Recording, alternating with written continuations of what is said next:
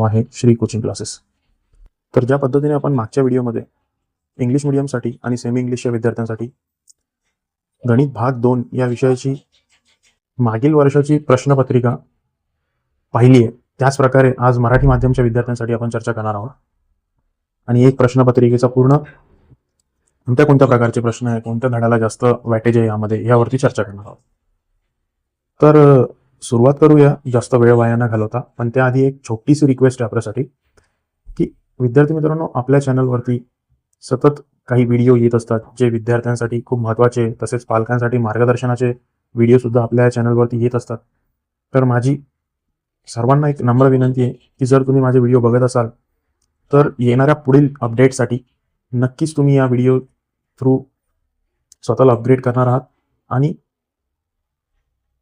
म्हणूनच तुम्हाला माझी रिक्वेस्ट आहे की जास्तीत जास्त आपल्या चॅनलला सबस्क्राईब करा, व्हिडिओजला शेअर करा, लाईक करा आणि सबस्क्राईब करा. तर आता वेळ वाया न घालवता आपण सुरुवात करूया आजच्या व्हिडिओला, ज्याच्यामध्ये आपण पाहणार आहोत भूमिती. ओके, भूमिती या विषयासाठीची प्रश्नपत्रिका वर्ग 9वी साठी. तर अशा प्रकारे या प्रश्नपत्रिकेमध्ये जो विश्लेषण आहे ते आपण मागील व्हिडिओमध्ये पाहिलेलं आहे. आपण सध्या प्रत्येक धड्यावरचा प्रश्न कोणत्या धड्यातून आलेला आहे.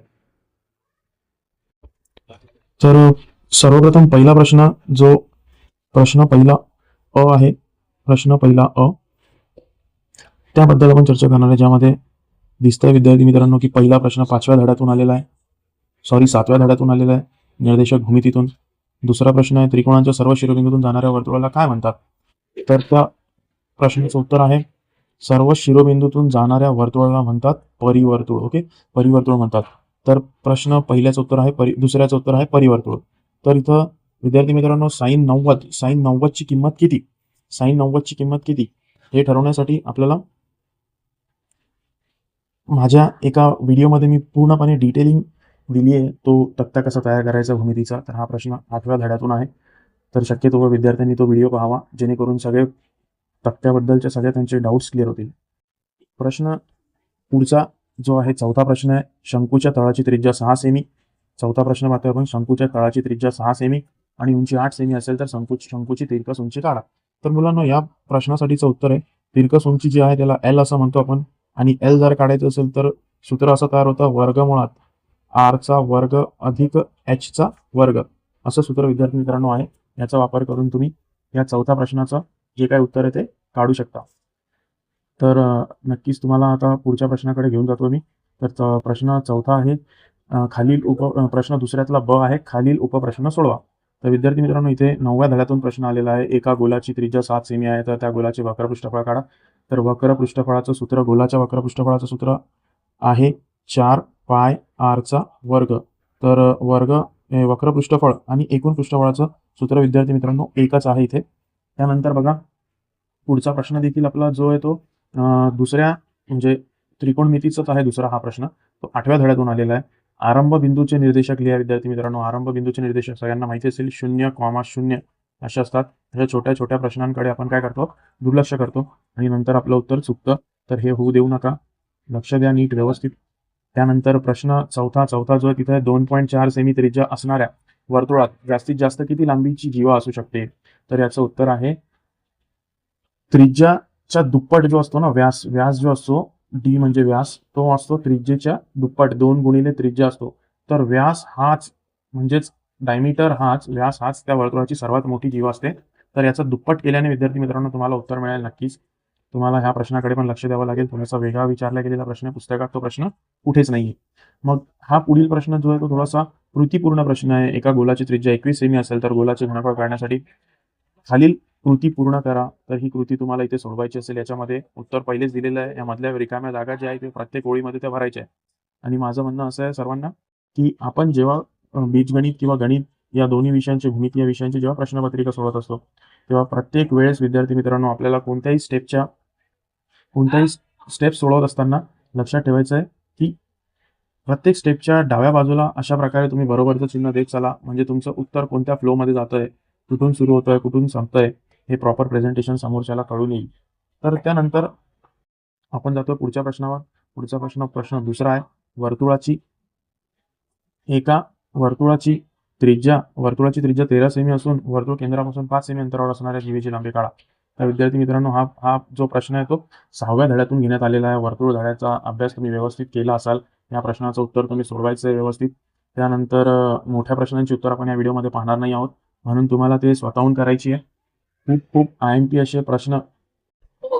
तर अशा प्रकारे इथे तुमच्यासाठी प्रश्नामध्ये प्रमेय सुद्धा विचारण्यात आलेला आहे आणि तुमचं खूपच चांगलं लक म्हणावं लागेल. जर कोणताही प्रमेय जर अशा प्रकारे कृतीच्या स्वरूपात जर येत असेल तर नक्कीच तुमचा फायदा होईल. अशा प्रकारे हा प्रमेय इथे आलेला आहे कृतीच्या स्वरूपामध्ये.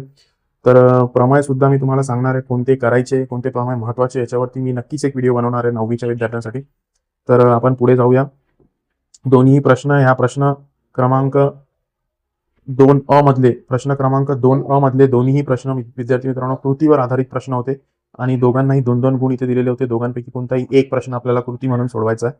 प्रश्न दुसरा ब जर आपण विचारात घेतला तर यामध्ये आलेखा संबंधितला पहिला प्रश्न विचारला गेलेला आहे आणि एकाच निर्देशक पद्धतीवर आलेख काढा. तर हे जे 7.2चा प्रश्न आहे व्यवस्थित त्यातून करून घेऊ शकता तुम्ही. दुसरा प्रश्न त्रिकोणमितीचा आहे. पुन्हा एकदा हा प्रश्नही खूप सोपा आहे. त्यामध्ये नित्य समानतेचं सूत्र तुम्हाला वापरायचं आहे. प्रश्न तिसऱ्यामध्ये तुम्हाला एक अंतर्वर्तुळ काढायचं आहे. तर अंतर्वर्तुळ काढताना हे लक्षात ठेवायचं आहे की आपण कधीही कोणांचे दुभाजक काढायचे असतात आणि परिवर्तुळ काढताना आपण बाजूंचे दुभाजक काढायचे असतात आणि त्यामुळे जे आपल्याला छेदनबिंदू जो मिळतो त्याचा वापर केंद्र म्हणून करून आपण अंतर्वर्तुळ आणि परिवर्तुळ काढत असतो. त्यानंतर पुन्हा हा जो चौथा प्रश्न आहे तो आलेला आहे तुमच्या शेवटच्या धड्यातून 9व्या धड्यातून घनफळ आणि एकूण पृष्ठफळ किंवा एकूण पृष्ठफळ आणि घनफळ असं धड्याचं नाव आहे 9व्या धड्याचं, त्यातून आलेलं आहे. तर नक्कीच तुम्ही त्याचा अभ्यास कराल. IMP प्रश्न म्हणून याला घ्या आणि तयारी करा. सोडून बघा प्रत्येक प्रश्न बघा. पुन्हा एकदा 9व्या धड्यातला प्रश्न इथं आलेला आहे. पुन्हा इथे 8व्या धड्यातला प्रश्न आलेला आहे. पुन्हा इथे हा परिवर्तुळ व अंतर्वर्तुळ काढा. म्हणजे बघा पुन्हा एकदा 3 मार्कासाठी अंतर्वर्तुळ परिवर्तुळ दोन्ही विचारण्यात आलेले. तर नक्कीच फायदेशीर ठरणार आहे. कोणताही गुणाकार भागाकार न करता आपल्याला हा प्रश्न सोडवता येतो. तर हे सुद्धा तुम्ही कराल, नक्कीच करा. त्यानंतर प्रश्न 6वा, प्रश्न 5वा जो आहे खालीलपैकी एक उपप्रश्न सोडवा, पूर्ण 3 मार्कासाठी दिलेला आहे. तर याच्यामध्ये हा प्रश्न विद्यार्थी मित्रांनो खूप सोपा आहे. टेबल कसा बनवायचा आहे तो त्रिकोणमितीय गुणोत्तराचा, ह्याच्यावरती आपला व्हिडिओ ऑलरेडी आलेला आहे. या व्हिडिओच्या डिस्क्रिप्शनमध्ये मी नक्कीच तुम्हाला त्या व्हिडिओची लिंक देतो. व्यवस्थित जाऊन तो व्हिडिओ पूर्ण रिवाइज करा. फक्त एकाच सूत्राचा वापर करून पूर्ण तक्ता बनवता येतो. तो मी कसा बनवायचा ते ऑलरेडी तिथं तुम्हाला दाखवलेलं आहे. आणि अशा प्रकारे दुसरा प्रश्न जो आहे कृतीपूर्ण प्रश्न आहे दुसरा, हे कृती तुम्हाला पूर्ण करायची आहे. त्यानंतर प्रश्न 5व्यातला ब जो आहे तो इथं खालीलपैकी 4 उपप्रश्न सोडवा. 5 सेमी त्रिज्या असणाऱ्या भरीव अर्धगोलाचे वक्र पृष्ठफळ काढा, असा हा प्रश्न आहे. त्यानंतर एका शंकूचे घनफळ बघा. 9वा धडा, पुन्हा एकदा 9वा धडा. आकृती त्रिकोण PQR चा कोण R हा काटकोन आहे, तर साइन P व टॅन P ची किंमत काढा. 8व्या धड्यातला प्रश्न आहे. खूपच सोपा प्रश्न आहे. त्रिकोणमितीचा प्रश्न आहे. त्यानंतर खालील बिंदू कोणत्या चरणात किंवा अक्षावर आहेत ते लिहा. तर याच्यामध्ये सुद्धा हा प्रश्न खूप सोपा आलेला आहे पुन्हा एकदा. त्यानंतर इथे परिवर्तुळ काढा. विद्यार्थी मित्रांनो खूपच सोपे प्रश्न आहे. आकृती या प्रश्नपत्रिकेमधून विचारण्यात आलेले. नक्कीच तुमचा अभ्यास होईल IMP केल्यानंतर, किंवा ह्या प्रश्नांना तर तुम्ही नक्कीच करा. ह्यातून नेमके प्रश्न येणार आहेत परीक्षेसाठी. तर तयार राहा आणि सराव करत राहा. 2-2 वेळा सोडवण्याचा, न पाहता सोडवण्याचा सराव करा. शिकवल्यानंतर न पाहता सोडवण्याने आपला कॉन्फिडन्स वाढत असतो विद्यार्थी मित्रांनो. आणि माझी अपेक्षा आहे की तुम्ही खूपच सुंदर तयारी करत असाल परीक्षेची. त्यातून आता तिसऱ्या प्रश्नातला जो आहे तो खालीलपैकी कृती पूर्ण करा असा प्रश्न विचारलेला आहे. तर ही पुन्हा एकदा एक कृतीपूर्ण प्रश्न तुम्हाला इथे आलेला आहे. आणि अशा प्रकारे इथं शेवटच्या प्रश्नातून मधून तुम्हाला कृतीचा प्रश्न विचारण्यात आला होता. आणि इथं ही जी प्रश्नपत्रिका विद्यार्थी मित्रांनो पूर्णपणे संपते. जर तुम्हाला ही प्रश्नपत्रिका पाहिजे असेल, PDF स्वरूपात पाहिजे असेल, तर तुम्ही मला व्हॉट्सअप करू शकता.